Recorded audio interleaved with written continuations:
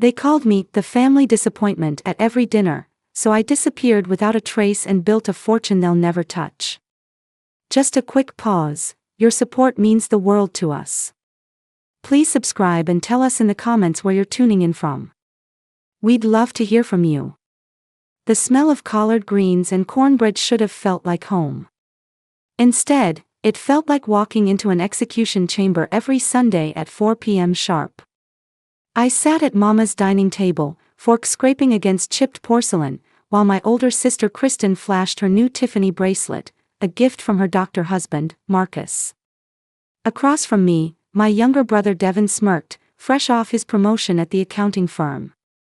"So, Felicia," Aunt Beverly's voice cut through the chatter like glass, "still working at that little coffee shop. What is it now, 5 years?" My jaw clenched. 6 years. But who was counting? It's a job, Aunt Bev. Pays my bills. Mama's fork clinked down. Barely. Meanwhile, your cousin Tasha just bought her second property. She's younger than you, baby. Don't you feel some type of way about that? The table erupted in agreement. Uncle Raymond nodded so hard his reading glasses slipped. That college degree collecting dust while you serve lattes. Lord, the disappointment. Kristen leaned back, diamonds catching the light. I told Felicia she could work at Marcus's practice. Front desk pays $15 an hour. But I guess some people prefer minimum wage and no ambition. Something inside me cracked. Not broke, cracked. Like the first split in a dam before everything floods through. "Actually," I said quietly, "I make $12.50 an hour. Plus tips." The table exploded in laughter. Devin slapped the table. "She's bragging about tips. Oh my God, somebody help this girl." That was the moment. The exact second I decided they'd never see me again.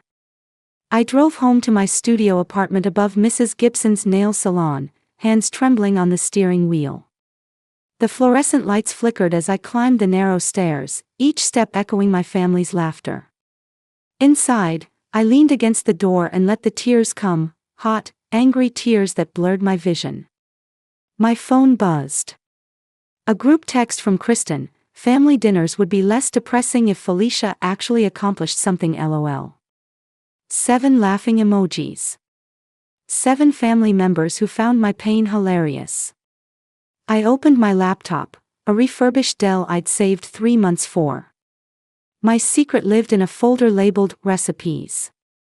Inside were spreadsheets, business plans, and coded algorithms I'd been developing for 2 years. While they thought I was just pouring coffee, I'd been teaching myself Python, JavaScript, and data analysis through free online courses. Every break, every slow afternoon, every sleepless night.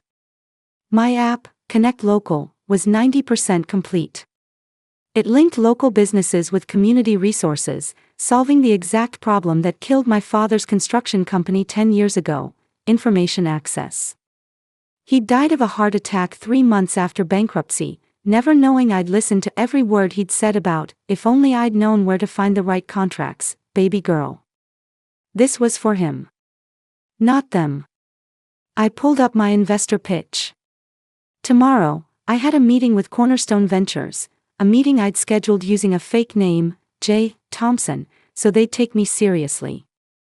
No coffee shop girl. Just a developer with a solution. Cornerstone Ventures occupied the 42nd floor of the Michigan Tower downtown. I'd walked past this building 100 times, never imagining I'd step inside. My reflection in the glass doors showed someone I barely recognized, blazer from Goodwill, pressed within an inch of its life, paired with my only good heels that pinched my toes. The receptionist, a white woman named Madison according to her nameplate, barely glanced up. Name? J. Thompson. I have a 10 o'clock with Mr. Patterson. She typed, frowned, typed again. I don't see a, oh, wait. The app developer. Her tone shifted from dismissive to surprised. Her eyes scanned me up and down, lingering on my worn heels. That's me. James Patterson was nothing like I'd imagined. Black man, maybe 50, with silver temples and kind eyes that reminded me painfully of Daddy. He shook my hand firmly. Ms. Thompson. Your pitch deck was impressive. Very impressive. For 90 minutes, I presented Connect Local.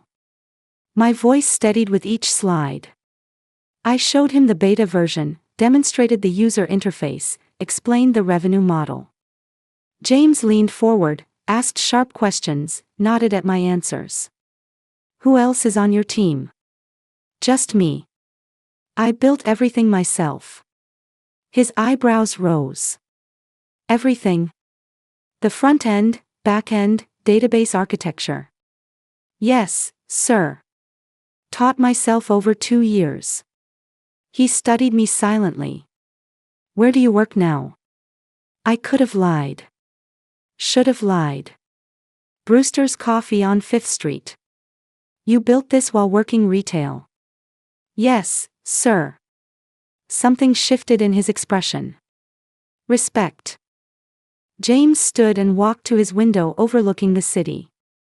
My heart hammered against my ribs. This was it, rejection. I'd seen that thoughtful pause before, right before people told me I wasn't good enough, smart enough, ready enough. Felicia, he said, turning. May I call you Felicia? Of course. I'm going to be straight with you. Your app solves a real problem. Your code is clean. Your business model is sound. But you know what impressed me most? He sat on the edge of his desk. Your story. Starting from absolute zero, teaching yourself everything, building this alone. That's not just skill. That's hunger. My throat tightened. Cornerstone wants to invest $500,000 for 30% equity. We'll provide mentorship, connections, and office space. You'll draw a salary of $85,000 to start, increasing as we hit milestones. The numbers didn't compute. $85,000. I made $26,000 last year. My voice cracked. I don't know what to say. Say yes. But Felicia. His expression turned serious. This gets harder before it gets easier. Building a company will consume your life. You'll sacrifice everything, relationships, sleep, stability. Can you handle that? I thought of Sunday dinners. Of laughter at my expense. Of Devin's smirk and Kristen's diamonds and Mama's disappointment. Mr. Patterson, I met his eyes. I've been handling hard my whole life. This is just a different kind. He smiled and extended his hand. Then welcome to Cornerstone, CEO Thompson. CEO. The word tasted foreign and perfect. I didn't tell anyone. Not Mama, not Kristen, not even Shanice, my coworker who'd become something like a friend. For 2 weeks, I worked both jobs, morning shifts at Brewster's, afternoons and evenings at Cornerstone's incubator space. I was exhausted, running on cold brew and adrenaline, but I'd never felt more alive. My phone kept buzzing with family texts. Mama, Sunday dinner this week. Don't be late. Kristen, bringing Marcus's partner and his wife. Try to dress nice for once. Devin, Auntie Bev is making her mac and cheese. Even you can't mess up eating LOL. I stared at the messages, fingers hovering over the keyboard. Then I put the phone face down and returned to coding. At Cornerstone, I met my team. James had assigned me 2 developers, Marcus Phillips and Aisha Williams. Both younger than me, both brilliant, both looking at me skeptically during our first meeting. So you're the boss? Marcus asked, arms crossed. No offense, but James said you work at a coffee shop. Worked, I corrected. Past tense. I gave notice this morning. Aisha pulled up my code on her screen, scanning rapidly. Her expression shifted from doubtful to impressed.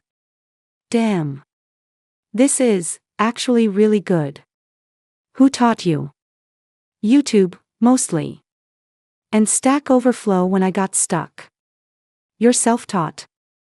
Marcus leaned closer to his monitor. This function here, that's elegant as hell. I would have used 3 times the code. For the first time in years, I felt seen. Sunday arrived. My phone started ringing at 3:30 p.m., Mama's number. I let it go to voicemail.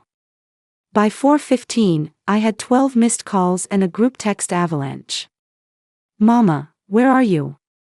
Kristen, you're seriously blowing off family dinner.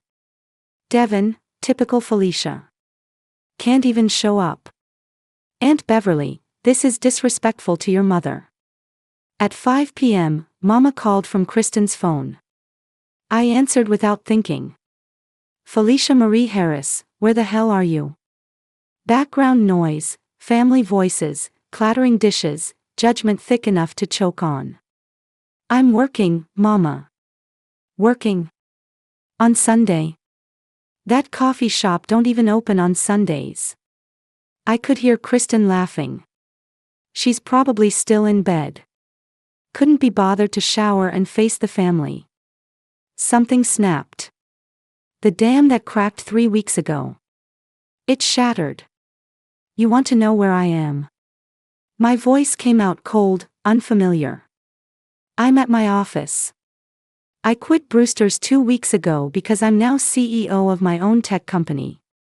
We just secured $500,000 in venture capital, and I'm making more money than Devin. Silence. Complete, shocked silence. Then Mama's voice, sharp with disbelief, tech company. Girl, stop lying. You can't even fix your own phone when it breaks. Believe what you want. My hand shook. I'm done trying to prove myself to people who never believed in me anyway.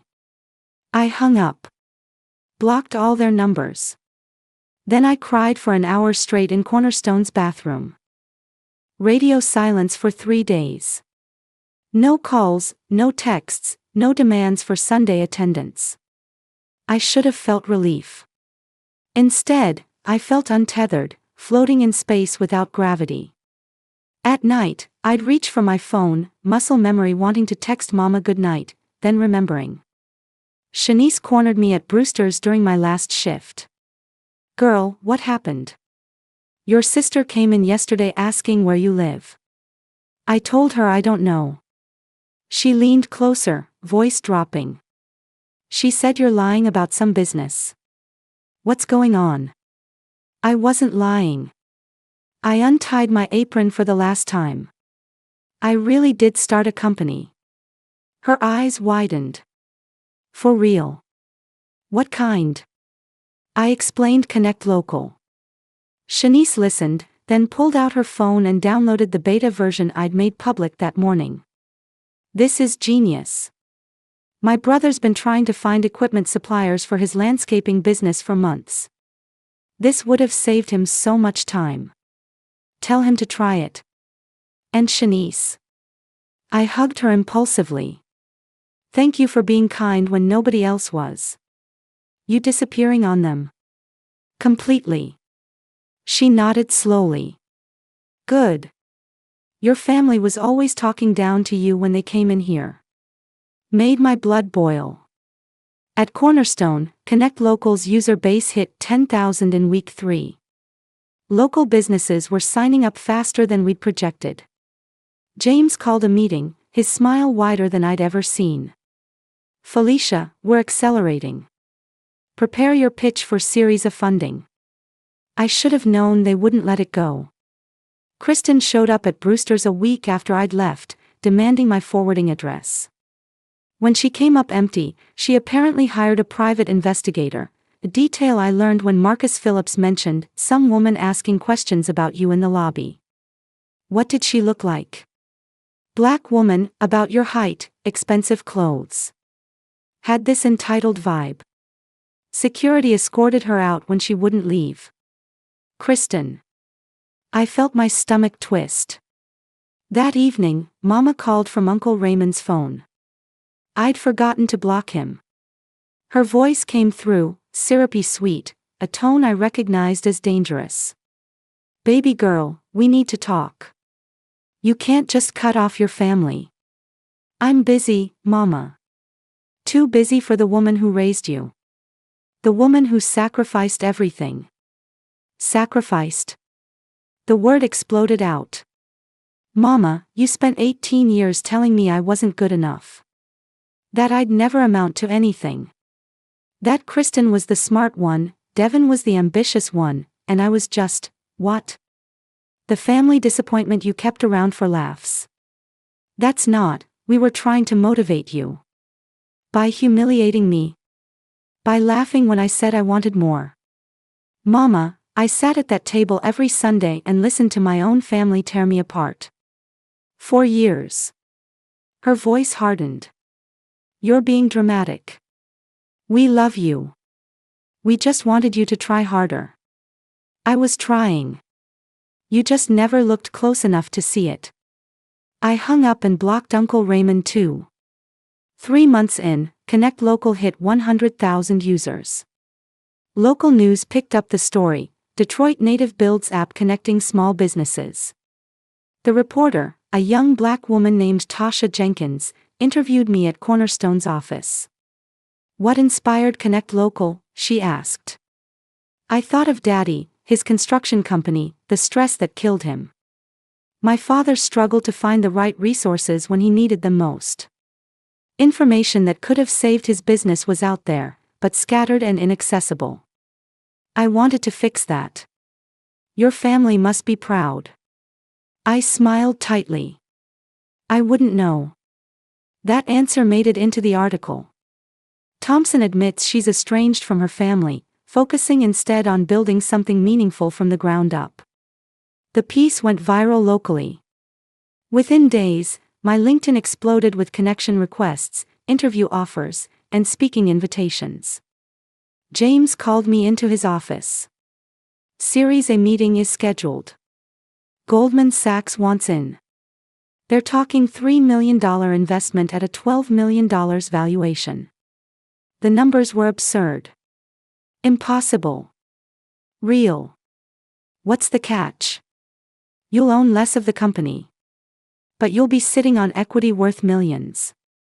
I thought about my studio apartment, my refurbished laptop, my 6 years of serving coffee while my family laughed. Let's do it. One more thing. James handed me a letter. This came to the office. Security flagged it. The return address read, K. Harrison, Kristen's married name. My hands trembled opening it. Kristen's handwriting, always perfect, covered expensive stationery. Felicia, we need to talk about your sudden success. As your sister and someone with actual business experience, unlike you, I'm concerned you're being taken advantage of. Marcus reviewed your business model and found several flaws you're clearly too inexperienced to see. As family, we feel obligated to protect you from yourself. We should discuss bringing in real management before you embarrass yourself publicly. Call me.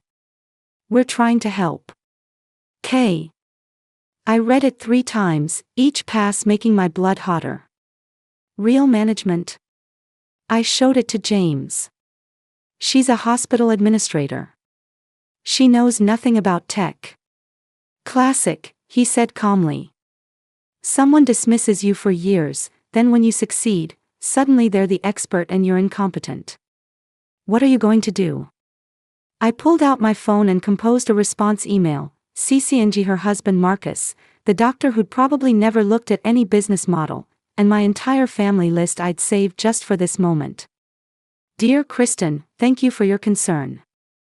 However, Connect Local's business model has been reviewed by Goldman Sachs, Cornerstone Ventures, and 3 separate industry analysts. All found it sound.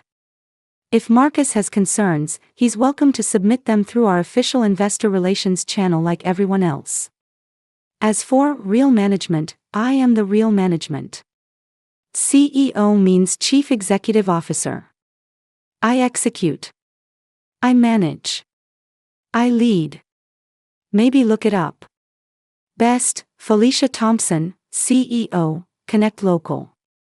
I hit send before I could second guess. They showed up at Cornerstone's office 2 days later, Mama, Kristen, Devin, Aunt Beverly, Uncle Raymond. All of them, dressed up, demanding to see me. Security called up, and I could have sent them away. Should have. But I was tired of running. I met them in the lobby. Mama's eyes widened seeing me in a tailored suit, hair professionally done, carrying a leather portfolio that cost more than her monthly car payment. Felicia, baby, look at you. Mama moved to hug me. I stepped back. What do you want? Kristen's smile was poison.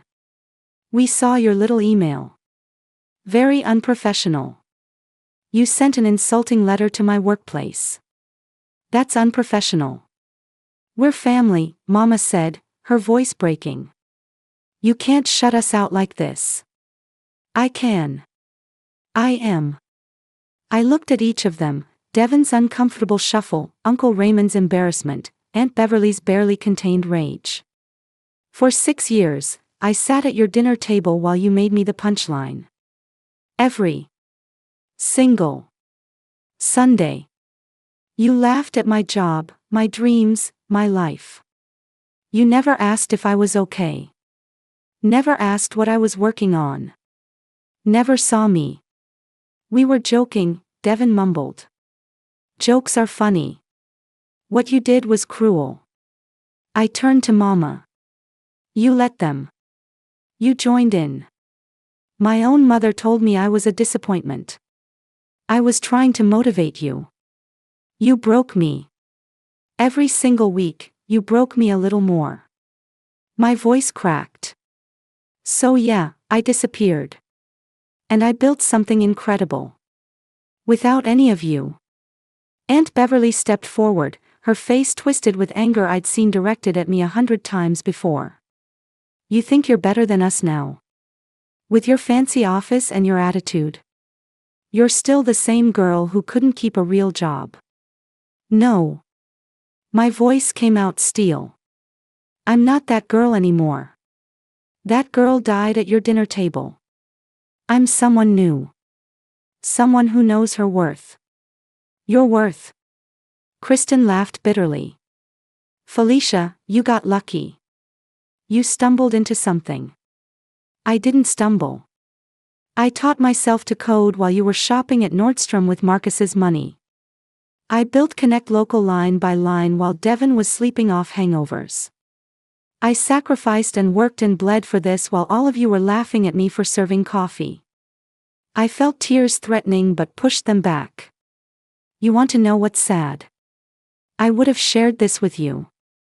If you'd been kind, if you'd been supportive, if you'd treated me like family, I would have brought you all with me.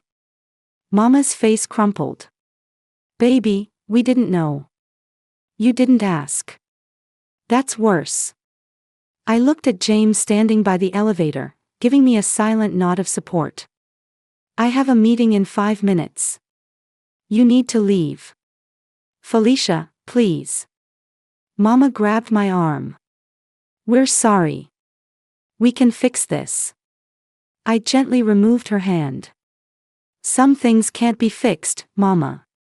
They can only be walked away from. So that's it. Devin's voice rose. You're really gonna cut us off forever.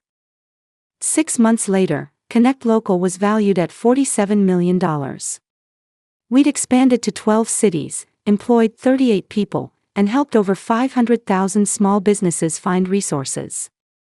Forbes featured me in their 30 Under 30 issue. The girl they'd called a disappointment was now the face of Black entrepreneurship in Detroit. I bought a brownstone in Midtown, 3 floors, exposed brick, floor-to-ceiling windows overlooking the city. Every Sunday at 4 p.m., I hosted dinners.